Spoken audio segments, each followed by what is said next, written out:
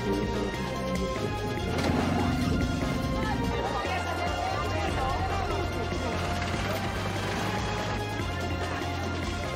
High.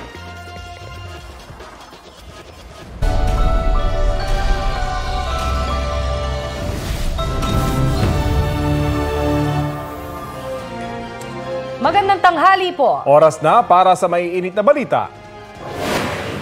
Duguan ang lalaking yan ng abutan ng mga tauhan ng Manila Disaster Risk Reduction and Management Office sa Ermita, Maynila.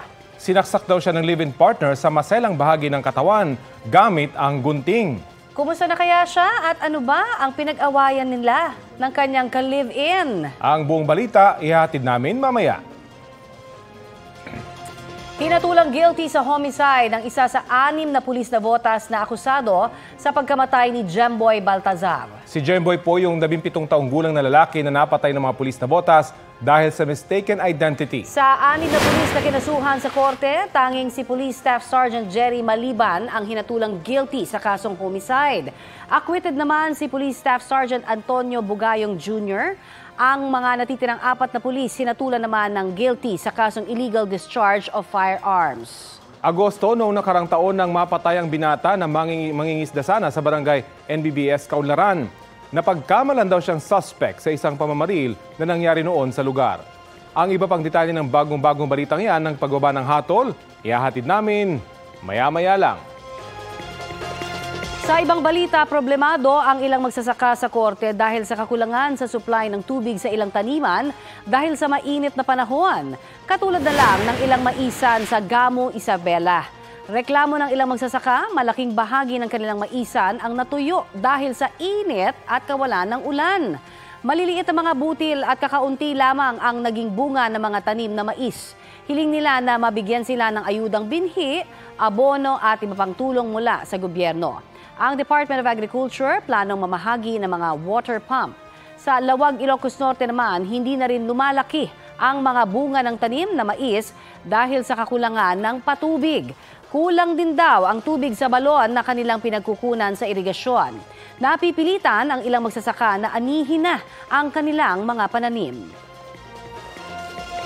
Kawalan nga ng ulan ang pangunahing problema ng mga magsasaka tuwing may El Nino. Kaya ang Department of Agriculture may pinag-aaralan na raw na hakbang. Ang detalye niyan sa balitang hatid ni Maki Pulido. Para matulungan ng mga magsasaka, balak na raw ng DA na magsagawa ng cloud seeding operation sa Region 2. Isang mitigating measure ito kung saan lilipad ang eroplano sa taas na 2 kilometers para magbuhos ng asin sa ulap para umulan. Ang asin ay hygroscopic in nature. Pag sinabi po nating hygroscopic, it has the ability to attract moisture. Kung yung asin yung i-dispense natin sa taas, pagdating sa taas, mag-a-attract siya ng moisture. Pero bago magbuhos ng asin, gumagamit ang pag-asa ng Doppler radar para malaman kung seedable cloud o may moisture ang ulap. Pag-aaralan din ang direksyon ng hangin para matansya na sa tamang lugar babagsak ang ulan. May mga clouds na dry. So, ibig sabihin, kahit ka pa magbuhos dyan ng ilang kilong asin, kung dry yung clouds na yan, hindi yan babagsak. Pero mayroon mga clouds na rich in moisture content. 80 to 100,000 pesos daw ang gasto sa isang araw ng cloud seeding operation. Magastos, pero mas malaki raw ang benepisyo na magkaulan sa mga nanunuyot ng lupain. Maki Pulido nagbabalita para sa GMA Integrated News.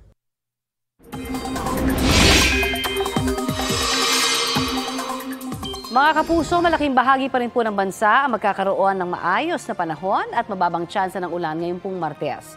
Base sa rainfall forecast ng Metro Weather, higit na mataas ang posibilidad ng ulan sa mga susunod na oras sa ilang panig ng Caraga Region, Northern Mindanao, Davao Region, Zamboanga Peninsula, Soc-Sargen at DARMM. Posible ang heavy to intense rain sa ilang lugar na maaaring magdulot ng baha o landslide.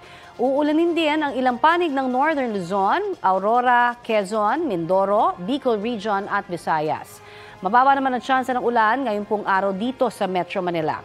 Ayon sa Pag-asa, hanging amihan ang umiiral pa rin sa Luzon at Western Visayas.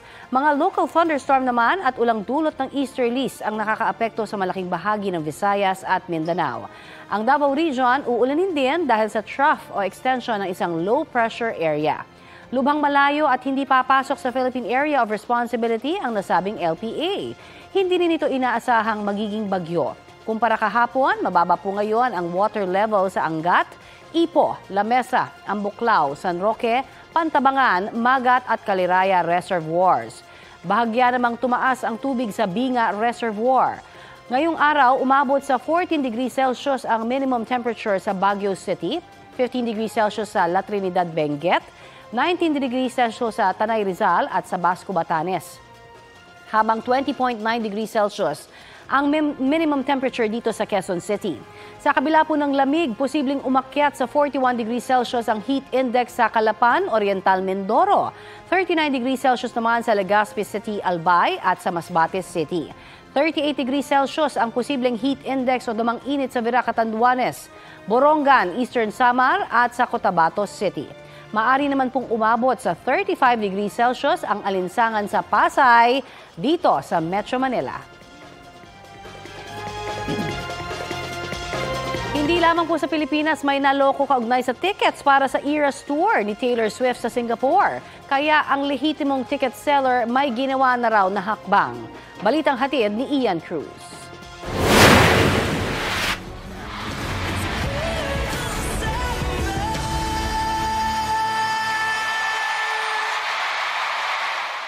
Hulyo pa lang noong nakarang taon, mabilis nang na-sold out ang ticket para sa nag-iisang stop ng Eras Tour ni Taylor Swift sa Southeast Asia.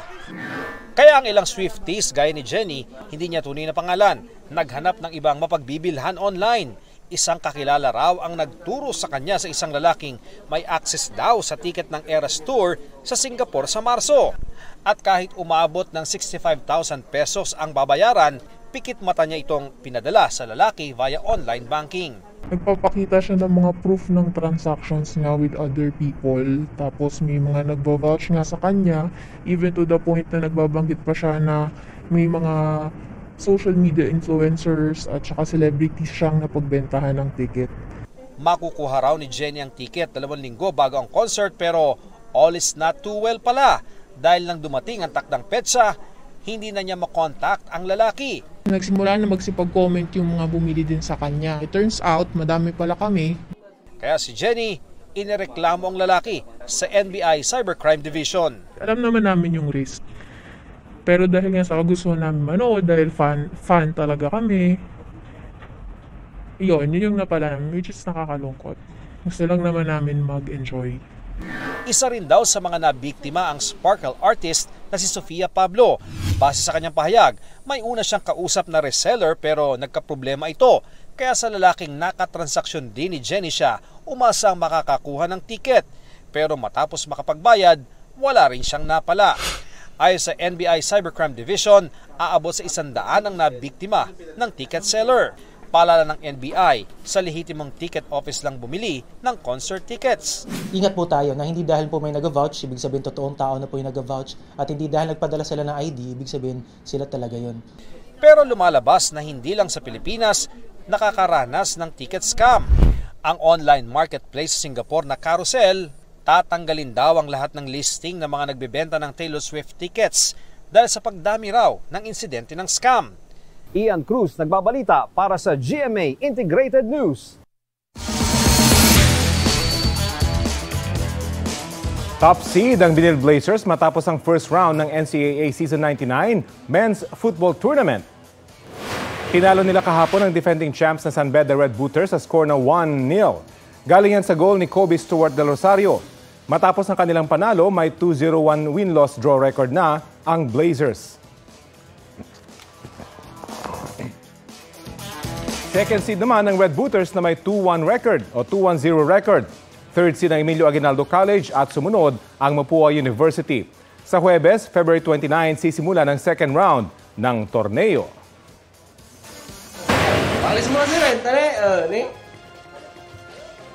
Nag-amok ang isang babae sa barangay Banawang sa Calasiao, Pangasinan. Hinila niya ang lalaki na kasakay sa motorsiklo.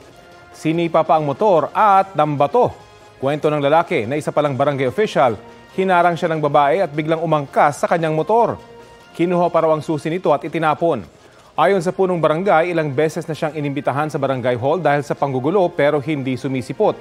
Wala ang babae sa kanilang bahay ng puntahan ng GMA Regional TV1 North Central Luzon. Tumanggi na magbigay ng payag ang kanyang ina. Balak magsampa ng reklamo ng barangay officials laban sa babae. Isang lalaki naman ang sinaksak ng gunting ng kanyang kinakasama sa Maynila dahil umano sa ungkatan ng nakaraan. Balitang hatid ni Nico Wahe. Usapang ex at nakaraan ang topic umano ng mag-live-in partner sa kanilang inuman session sa bangketa sa Ermita, Maynila. Tulad ng inaasahan sa mga ganitong halungkatan, hindi magandang kinalabasan. Duguan ng lalaki matapos siyang saksakin ng gunting ng kanyang kinakasama sa maselang bahagi ng katawan. Mabuti at may napada ang pulis kaya siya natulungan agad. Itong biktima, tumatakbo siya na napansin ng mga tao doon at buti na lang may pulis tayo na nagpapatrolya. So agad na umaksyon ng ating mga kapulis para may takbo po sa ospital. So nag-conduct sila ng investigation doon. Naituro naman yung suspect, which is ito nga yung kanyang kalibin. Sa kwento ng biktima sa mga pulis, tila napiko ng kanyang live-in partner sa kanilang pulutang kwento. Una, balak sana magsampa ng reklamo ng biktima, pero ayaw na magsampa ng kaso ng ating biktima sa suspect, which is kasi mahal na mahal niya nga po yung kanyang kalibin. Yun po yung kanina habang nag-iimbestiga po yung ating investigador po. Nagpapagaling pa ngayon sa ospital ang biktima. Hindi nagbigay ng pahayag ang kanyang kinakasama. Nico Wahe, nagbabalita para sa GMA Integrated News. Mga patay na isda ang natagpuan sa bahagi ng Lumayag Slope sa boundary ng Anda at Ginulman sa Bohol. Nakunan po yan itong linggo ng umaga. Karamihan sa mga nangamatay na isda ay tamban at dalagang bukid. Ang iba pang isda naman ay nagkalasog-lasog na. Hinala ng ilan ang pagkamatay ng mga isda ay dahil umano sa dynamite fishing. Inuulat na ito sa mga otoridad para maimbestigahan at matukoy ang sanhi ng kanilang pagkamatay.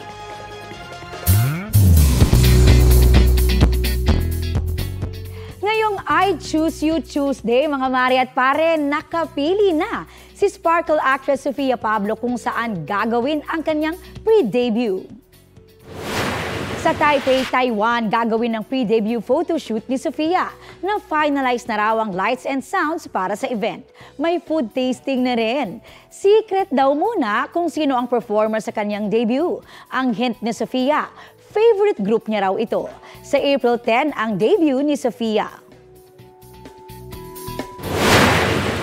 Taipei po talaga yung location ng pre-debut kasi sabi ko nga po as always, once lang talaga siya in a lifetime. So gusto ko talaga kung ano yung pinangarap ko, what I dreamt of. So isa talaga sa goals ko yung sa ibang bansa mag-pre-debut para super memorable kasi mahilig po talaga ako mag-travel. Ito na ang mabibilis na balita. Sugatan ng dalawang lalaki matapos magtagaan at saksakan sa barangay Tumaga sa Zamboanga City. Ayon sa mga pulis, agawan sa mikropono sa videokehan ng sanhi ng away ng dalawa. Hindi raw kasi pinagbigyan ng lalaking kumakanta ang lalaking gustong kunin na ang mikropono. Doon na kumuha ng itak ang suspect at tinaga ang lalaking kumakanta. Nakaganti naman ang biktima matapos makakita ng patalim at sinaksak sa tagiliran ang suspect. Dagdag ng mga otoridad, lasing ang dalawang lalaki. Nakataktang mag-usap ang dalawa sa barangay pag nakalabas na sila sa ospital. Sa Zamboanga pa rin, patay ang isang lalaki matapos barilin sa tapat ng isang hotel sa barangay Camino Nuevo. Ang biktima, kapitan ng isang barangay at residente rin o presidente ng Association of Barangay Councils sa Isabela City sa Basilan. Base sa investigasyon, palabas ang biktima kasama ang dalawa pang kapitan ng ibang barangay nang barilin sila ng suspect. Nagtamo siya ng 3 tama ng bala. Natamaan din ang isa pang kasama niya na ngayon nasa ligtas na kalagayan na. May hawak ng CCTV footage ang mga pulis para magamit sa investigasyon. Inaalam pa ang motibo sa krimen. Target ng gobyerno na matapos sa taong 2029 ang Metro Manila Subway Project. Tuloy-tuloy naman daw ang pondo para dito. Balitang hatid ni Joseph Morong. Isa sa nakikitang solusyon sa matinding traffic sa Kamaynilaan ang Metro Manila Subway Project para masigurong dire-diretso ang proyekto. Binisita ito ni na Transportation Secretary Jaime Bautista at Finance Secretary Ralph Recto. Bahagi ito ng unang segment ng subway, inaasahang Mayo ngayong taon ay tatagos na ang binubutas hanggang Quirino Highway. Hulyo ng isang taon, nasa 200 meters sa 0.2 kilometers pa lamang ang nahuhukay. Nasa lampas kalahating kilometro na ang nabubutas dito sa Metro Manila Subway at ayon sa Department of Transportation, taong 2029 ito magiging operational. Pero titingnan daw ng ahensya kung kaya yung partial operability sa taong 2028 mula Valenzuela hanggang Ortigas. We'll need to look at the ridership. Kahit malalim na ay may ventilasyon naman sa loob. Pero medyo malamig dito, so ibig sabihin, pagka operational to, ganito yung magiging sistema ng aircon. Yes, sir. Aircon. Ito po yung galing sa labas na fresh air, meron tayong ventilation system. Napasok dito sa loob. Kapag natapos na ang proyekto sa taong 2029, inaasahang lampas kalahating milyong katao ang gagamit ito araw-araw mula sa Valenzuela hanggang sa pinakadulong istasyon nito sa Bikutan. Bagaman utang sa JICA ang 440 billion pesos na proyekto, 30 billion pesos ang kailangan ng gobyerno pambili ng mga right-of-way para sa dadaanan nitong lugar. Siniguro ng Finance Department na magtutuloy-tuloy ang programa. I'm confident that there are resources available to finance the right-of-way for this project. Joseph Morong nagbabalita para sa GMA Integrated News. Ilang mitigating efforts sa epekto ng El Nino ang isinagawa ng Iloilo City LGU. Kabilang po dyan ang para paggararasyon ng tubig. Ayon po sa Iloilo CDRMMO, hindi pa naman maituturing na kritikal ang supply ng tubig sa lungsod. Pero oras na talagang kulangin na ito, posible raw na magdeklara ng state of calamity ang Iloilo City LGU. Itinuturing ng dry spell ang matinding init na naranasan sa lungsod na ayon sa Pag-asa ay magtatagal pa sa huling bahagi ng Marso. Nakikipagtulungan na ang ilang business sector sa lungsod sa pagtitipid ng tubig sa pamamagitan po ng rainwater harvesting at paglalagay ng ilang pasilidad na hindi masyadong kumukonsumo ng tubig.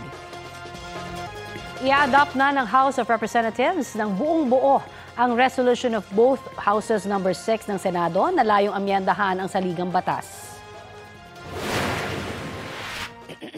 Now, to dispel doubts that the efforts of the House of Representatives in pushing for the amendment of the economic provisions of the Constitution is politically motivated, we are actually adopting all the three proposed amendments of the Senate version of the resolution of both houses number 6 in total. Ayon kay House Speaker Martin Romualdez, pagpapakita ito na hindi politically motivated ang pagsusulong nila sa charter change. Muli niyang iginiit na economic provisions lamang ang gagalawin sa konstitusyon. Sinimulan na nila sa Kamara ang pagtalakay ng kanilang bersyon nito na resolution of both houses number 7. Ang pinagkaiba ng dalawang bersyon, magkahiwalay na boboto ang Kamara at Senado para sa usapin batay sa RBH 6 ng Senado. Sa pagdinig kahapon sa Kamara, kwinestyon ng ilang mambabatas kung Constituent Assembly na nga ba ang kanilang ginagawang diskusyon. Ito bang plenary na ito, kino-convert na ba natin yan sa Constituent Assembly?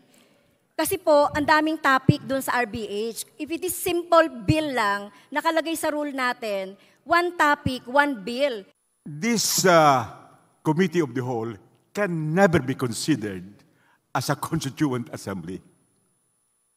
A Constituent Assembly is an assembly of senators and representatives. Nakapulong naman kahapon ni Pangulong Bongbong Marcos ang ilang senador. Muli raw binanggit ng Pangulo na Senado ang dapat manguna sa pagtalakay ng charter change ayon kay Senate President Juan Miguel Zubiri. Pinaboran din daw ng Pangulo na isabay na sa 2025 midterm elections ang plebisito para rito o ang pagtanong sa taong bayan kung payag silang baguhin ang konstitusyon. Ayon sa Commission on Elections, kaya nilang isabay ang plebisito sa eleksyon ng walang dagdag gastos.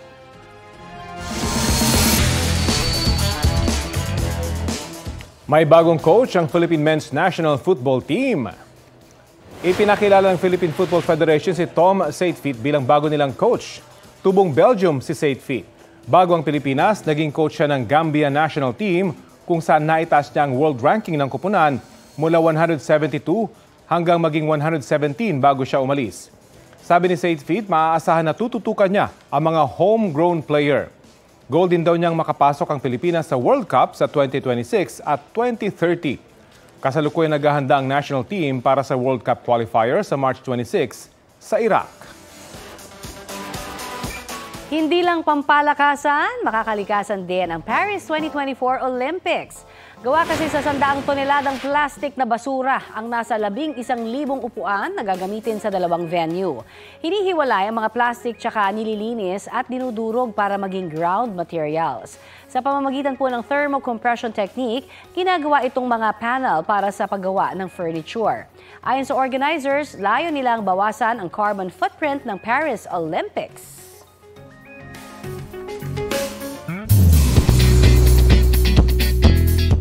Mga mare, love is still in the air ngayong Feb-Ibig month. For the second time kasi nag-propose si Sponge Cola frontman Yael Yuzon sa kanyang wife na si Karil. Surprise guest si Yael sa It's Showtime kahapon para i-congratulate si Karil sa success ng kanyang musical play na Rama Hari. Nang tanungin tungkol sa kanilang love life, napa-throwback si Yael sa kanilang makulay na love story. Sabi niya mayroon daw siyang hindi nagawa before sa loob ng kanilang 10-year relationship. Tapos, bigla siyang lumuhod at tinanong ang million-dollar question kay Karil. Will you marry me again? Yes naman ang sagot ng aktres. The couple sealed the deal with a kiss at nagduet ng kantang Kay Tagal Kitang Hinintay ng Sponge Cola. March 2014 nang ikasal ang dalawa. Iniimbestigahan na po ng Bureau of Plant Industry kung saan ang gagaling ang mga smuggled na sibuyas na ibinibenta sa bansa. May ulat on the spot si Bernadette Reyes. Bernadette? Bureau of Plant Industry ang umunoy pagbebenta ng smuggled na sibuyas sa bansa. Ayon kay Bureau of Plant Industry Director Glenn Panganiban, mahalaga raw ang first border control para malaman kung saan nanggagaling ang mga smuggled na sibuyas. Kailangan daw lahat ng pumapasok na sibuyas sa bansa ay may proper documentation tulad ng phytosanitary permit para masiguro ang kaligtasan ng mga consumer. Bukod sa banta sa kalusugan ng smuggled na mga sibuyas, ay banta rin daw sa kabuhayan ng mga local farmers dahil mas mura ang presyo ng mga smuggled na sibuyas. Mahigipagtulungan daw sila sa pulis at iba pang law enforcement agencies para mapigilan ang paglaganap nito. Nito mga nakalipas na taon ay marami na raw nakumpiska ng mga smuggled na sibuyas at meron na mga nakasuhan sa smuggling. Bine-verify ng DTI ang mga pinanggalingan ng mga sibuyas na binibenta sa merkado dahil meron din namang mga lehitimong nagbebenta. Ayon naman kay Agri-Party List Representative Wilbert B., naghain na siya ng resolusyon sa Kamara para imbestigahan ang pagpasok ng smuggled na sibuyas sa bansa. Sa mga susunod na araw raw ay maaaring magpadala ng imbitasyon sa mga concerned agencies na maaaring makapagbigay ng impormasyon sa umunoy onion smuggling sa bansa. Sa pinakahuling monitoring ng Department of Agriculture sa ilang pamilihan sa Metro Manila, nasa 60 hanggang 120 pesos ang kada kilo ng pulang sibuyas, depende sa laki at kung local o imported. Ganyan din ang presyo o ang price range para sa puting sibuyas. Connie? Maraming salamat, Bernadette Reyes. Nirelease na ang halos 400 manok na panabong mula Amerika na naharang sa NAIA noong 1 linggo. Ayon sa Bureau of Animal Industry, nagnegatibo sa bird flu ang mga sinuring manok. Payo nila sa breeding stock holders, kailangan pa rin mag-observe ng 30 araw na quarantine ng mga manok. Kailangan din ng close monitoring sa quarantine officer. Nitong Enero lang, nagpatupad ng ban ang Department of Agriculture sa pag-angkat ng domesticated at wild birds at iba pang poultry products sa California at Ohio sa Amerika dahil sa banta ng bird flu. Ngayon pong naisabatas na ang Expanded Centenarians Act o pagbibigay ng 10,000 peso cash gift sa mga nasa edad 80, 85, 90 at 95. Pag-usapan po natin ang magiging sistema ng pamamahagi niyan. Nakasalang sa Balitang Hali ang tagapagsalita ng DSWD, Asek Romel Lopez. Magandang umaga at welcome sa Balitang Hali. Yes, Sir Rafi, Ma'am Connie, magandang tanghali po at mula sa ating kalihim, Secretary Rex Gatchalian ng DSWD. Magandang tanghali po sa mga kababayan natin nakatutok sa inyong programa. Magandang tanghali, Asek. Ano ho ang magiging papel ng DSWD sa Expanded Centenarians Act kung saan may 10,000 peso cash gift nga po yung mga umabot na 80, 85, 90 at 95? Well, ang malinaw po sa atin doon sa batas po, tayo po ang mag-i-implement nitong programa. Although yung National Commission on Senior Citizens po natin, sila po ang naatasang bumalangkas o bumuo ng ating implementing rules and regulation at ang inyong pong DSWD, in the absence pa rin po ng IRR, tayo naman po ready na i-implement ito. Ang atin lang pong nais malinaw doon with the implementation po ng implementing rules and regulation. Paano nga po ba ito gagawin? Paano po yung magiging sistema? Although since may mechanism na po tayo, kung ito naman po ay kagaya ng batas, ito po ay amendment doon sa ating centenarian law, since tayo may sistema na, kung ito rin yung gagamitin natin, I think kaya naman po natin itong i-implement. Ang atin lang po talagang prayers, maayos natin yung IRR kaagad. At kung ito yung makahanap po tayo ng fundings, may implement natin kaagad. Kung hindi man, kagaya po nangyayari na kagaya ng ibang mga batas, the following fiscal year, doon po talaga na-implement yung atin pong mga ganitong cash gift. Okay, so next year pa ito mai-implement, hahanapan pa ng pondo, sir, no? Pero ang tanong ho, nung ilan sa mga ating mga kababayan na senior, retroactive ba yan? Kasi baka naman daw yung mga 85 na ngayon, 86 na next year, baka hindi naman daw makatanggap. Well, in the absence nga po ng ating implementing rules and regulation, yun ang gusto po nating makita. But then, unfortunately, at this point in time, hindi pa po natin nakikita yung possibility ng retroactive payments. Kasi very valid naman po talaga yung questions ng ating mga kababayan. Halimbawa na lang po yung 96 years old. Opo. So, nalagpasan na siya ng 95, hintayin niya yung 100. Pero talagang medyo malayo-layo pa po yung 4 na taon kung yun po yung hihintayin natin. So, ito po yung kailangan nating ma-identify at talagang mabigyan ng malinaw na kasagutan doon sa implementing rules and regulation. But then, at this point in time, hindi po natin talaga masagot kung maaari na po ito. Kaya po yun ang kahalagahan ng ating implementing rules and regulation para maidakda yung sagot sa ganito pong mga katanungan. ASEC, may kailangan bang gawin o ihanda yung ating mga senior citizens para makuha itong mga benepisyong ito? Well, ang pinakamainam po kasi, pagbabalikan po natin, ito po yung amendment ng ating expanded po na Centenarian Act. Kailangan po kayo po yung nakatala. Kailangan po kayo ay kinikilala ng una yung Barangay Senior Citizens Affairs. Yan po iaakyat doon sa inyong OSCA, Office of Senior Citizens Affairs sa inyong munisipyo o lungsod, hanggang kayo po ay kinikilala rin po, yun naman po yung pinapasa rin na datos para kinalanin kayo National Commission of Senior Citizens, para po kayo ay makasama dito sa ating Centenarian Law. So ito po yung pinaka-importante. Ang sunod po dyan, siyempre, para po kayo makasama, yung inyong mga pertinent documents na nagpapatunay na kayo po ay senior citizen, nagpapatunay po ng inyong edad. In the absence po, alam naman natin, iba nating mga senior, wala po na mga birth certificate. Ang hinahanapan po rito, halimbawa, marriage certificate mo o yung birth certificate ng iyong mga anak, na maaaring makapagpatunay doon po sa iyong edad. Hinihingan ka ng higit isa. So more than 2 yung pinaka-ideal po nang sa ganon na ma-validate talaga na indeed ito yung edad po ng ating senior citizen. And from that po, kasi ito pong expanded naman natin na Centenarian Act, wala naman po itong inclusion. So regardless po ng inyong socio-economic status, kung may understanding po dun sa batas, ay maaari po kayong makatanggap. Ito pong bago natin, yung expanded na 10,000 pesos na cash gift kada 85, 80, 85, 90 at 95 years old po. Pero dahil dadagdag yung mga mabibigyan ng biyaya, ika nga, dapat ngayon pa lang, ASEC, maghanda na sila kahit wala pa yung IRR. Yung ba ang recommendation ninyo? Well, tama po. Mainam po talaga na magpatala yung ating mga kababayan. I believe parang si Senator Bong Revilla na isa sa mga principal author po ng naturang batas.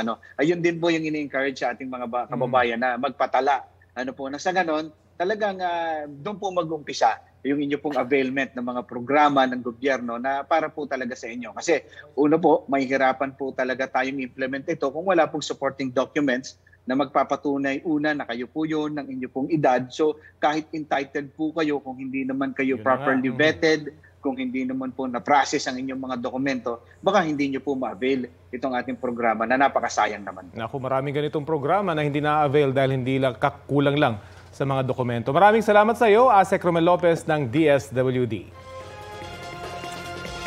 Murder ang isinampang kaso pero sa kasong homicide ang hatol ng korte sa Navotas. Kaugnay po yan sa pagkamatay ni Jemboy Baltazar. Dagdag na detalye na po tayo riyan sa ulat on the spot ni June Veneracion.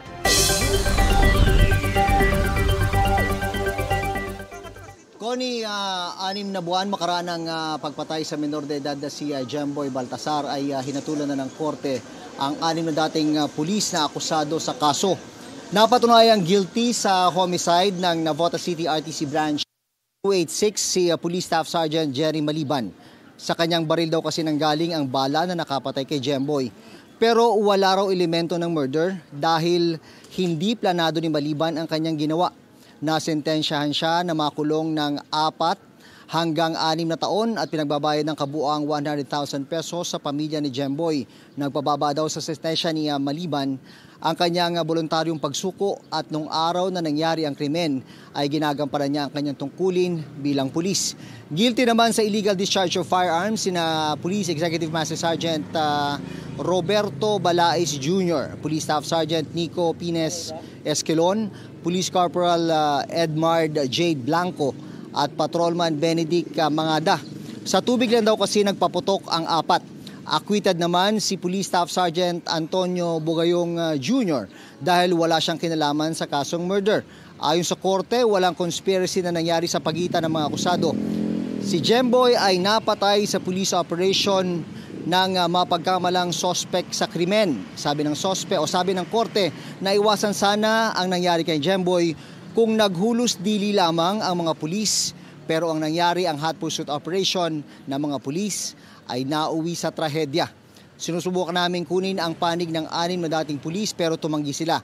Ganon din ang kanilang mga asawa at abogado. Yan ang latest mula rito sa Navotas City. Balik sa Connie. Maraming salamat, June Veneracion. Dismayado naman ang ina ni Jemboy Baltasar na isang pulis na botas lang ang hinatulang guilty sa pagpatay sa anak. May ulat on the spot si Salima Refran. Sam? Alam mo, Rafi, masama ang loob ng pamilya ni Jemboy Baltasar sa naging hatol ng korte sa 6 na pulis na botas na kasama sa operasyon kung saan namatay ang kanilang anak. Iyak ng iyak si Rodalisa Baltasar sa paglabas ng korte. Hindi niya matanggap ang naging hatol na guilty nga pero sa isang pulis lang at imbis na murder ay sa mas mababang krimen na homicide. Habang sa mas mababang illegal discharge of firearms lang ang nakitang guilty doon sa 4 pang pulis at pinawalang sala pa yung isa. Para kay Rodalisa, hindi sapat ang naging hatol ng korte sa pagkamatay ni Jemboy. Ganun na lang daw ba ang buhay ng kanyang anak na para bang hayop lang? Para bang sa sandali lang daw na paghihirapan ng mga pulis at wala na raw silang ginawa? Nasaan raw ang hustisya at katarungan para sa kanyang anak? At kahit pa nga may mga pangarap sila, wala na raw ang kanyang anak. Narito ang pakayag ni Rodalisa Baltasar, nanay ni Jemboy. Sobrang sakit po na nararamdaman ko ngayon. Para po wala lang nangyari sa anak ko na para po parang hindi po siya napatay. Parang wala lang kasi isa lang po yung na-convict. Para nasa niyo po yung hustisya, yung katarungan para sa anak ko. Alam mo, Rafino, pag-uusapan pa raw ng kanilang mga abogado kung iaapila nila sa Court of Appeals ang naging hatol. Samantala, sa mga oras na ito ay nandito na sa Department of Justice ang pamilya Baltasar kung saan haharap sila sa media. Sinusubukan din ng GMA Integrated News na kunin ang panig ng mga sangkot na pulis. Yan muna ang latest mula nga dito sa Maynila, Salima Refran para sa GMA Integrated. Maraming salamat, Salima Refran.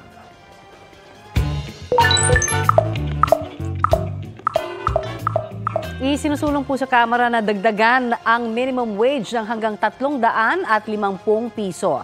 Pero pangamba ng Senado, sa 100 nga lang na piso na aumento pa lamang, may tutol na. Paano pa kaya ang ganito kalaking pagtaas? Balitang hatid ni Jonathan Andal. 610 pesos kada araw o minimum wage sa Metro Manila ang sinasahod ng checker na si Abel. Kulang daw lalo't breadwinner siya na may pinapaaral na 3 estudyante at bumibili ng maintenance ng amang may sakit. Tumasahod ka ng 7,000. For cut-off, bibigay mo yung 3,500 sa pamilya mo. Pagdating pa ng 30, bayaran pa ng bahay, tubig, ilaw. Sa loob ng isang buwan, may piso, wala ka talagang may sasalba. Kaya natuwa siya nang mabalita ang plano ng liderato ng Kamara na itaas ng 150 hanggang 350 pesos ang minimum wage para umabot na sa halos 1,000 piso ang arawang sahod. Mas mataas kumpara sa inaprubahang panukala ng Senado na 100 pisong aumento.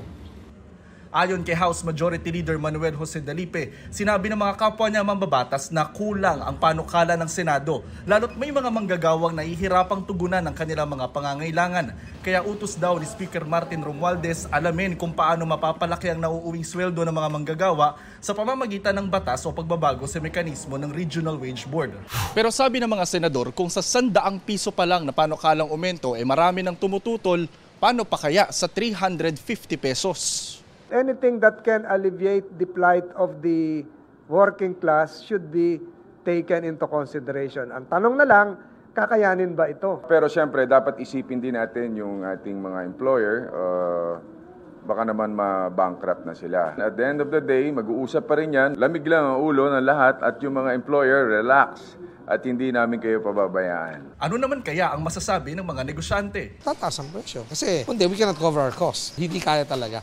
So, kung pinilit ng gobyerno, ang consequences, tataas din lahat ng bilihin ulit. Useless yung increase. 10% lang ng 52 million ang minimum wage earners.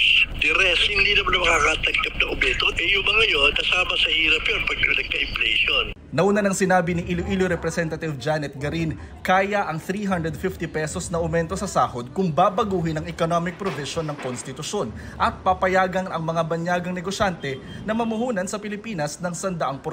Huwag naman nila hostage itong sa Chacha. Pati foreign investors natatakot dito because meron tayong procedure sa tripartite board na Kongreso rin nagbuwa. Bakit natin papalitan all of a sudden? Si Senate Committee on Labor, Employment and Human Resources Chairman Senador Jinggoy Estrada, handa raw i-adapt ang panukala ng Kamara kung mas mataas sa 100 piso ang aumento. Sa ngayon, wala pang panukalang batas para sa 350 pesos na aumento sa sahod. Ang nakabinbin pa lang ngayon sa Kamara ay panukalang aumento na 150 pesos ng TUCP o Trade Union Congress of the Philippines at 750 pesos ng Makabayan Bloc. Sa Miyerkules yan tatalakayin ng House Committee on Labor and Employment. Hindi po natin mamadaliin. Kailangan po natin pag-aralan, suriin at pakinggan lahat po ng mga hanay, lalong-lalo na ho yung sa mga investors. Jonathan Nandal, nagbabalita para sa GMA Integrated News. Kung ang ilang senador at negosyante may pangamba sa isinusulong na aumento sa sahod, ang sabi kaya dyan ng publiko. Tinanong po namin ang mga netizen sa usaping ito. Para kay Jack, okay na ang 100 dagdag sahod. Basta raw walang mangyayaring pagtaas sa presyo ng mga bilihin. Naku-wish natin lahat yan. Oo, diba? Sang-ayon din si Eldrix Dimal dahil hindi na raw sapat ang kasalukuyang antas ng sahod sa nagtataas ang bilihin nga naman ng serbisyo. Ang sabi naman ni Bong Sans, okay yan para sa mga malalaking kumpanya. Pero para sa mga maliliit na negosyante, baka ito pa ang maging dahilan ng kanilang pagkalugi. Hindi naman sila talaga kasali. Doon lang sila sa malalaking korporasyon. Ayan mga kapuso, makisali po sa aming online talakayan sa iba't ibang issue.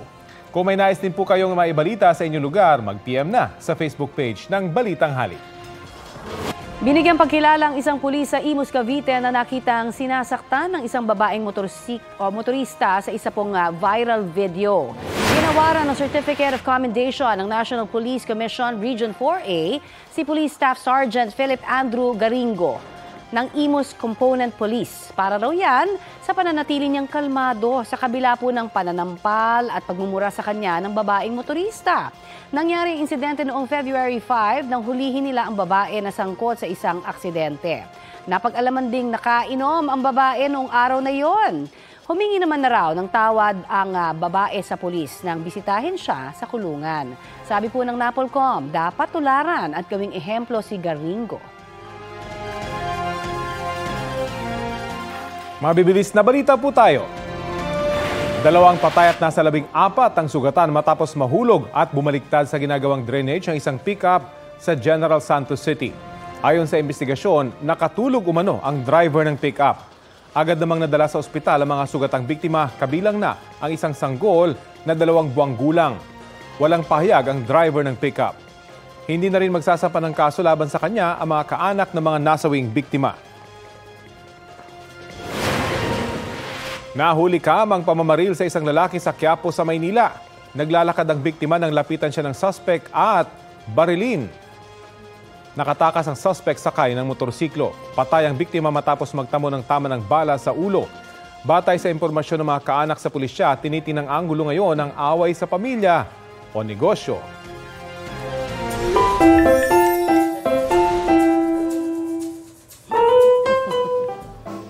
Kaway-kaway po sa mga paboritong apo dyan. Usapang paborito tayo ngayon, may isa kasing lola sa Taguig na ang paborito niyang apo, ang alaga nilang aso. Aw, lola! Kaya may nagawang kasalanan, hindi pa rin daw pinapagalitan ni lola. Sino kaya ang nanagot? Nako, ito alamin natin.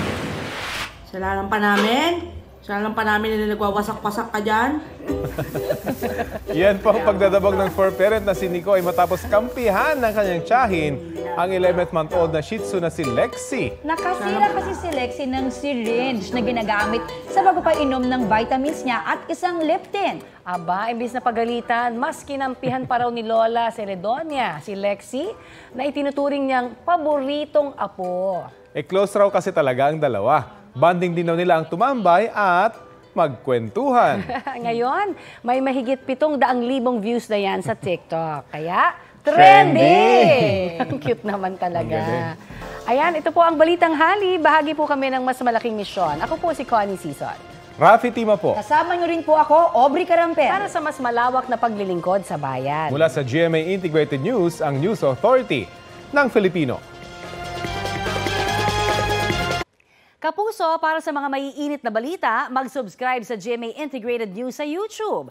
Sa mga kapuso naman abroad, subaybayan nyo kami sa GMA Pinoy TV at sa www.gmanews.tv.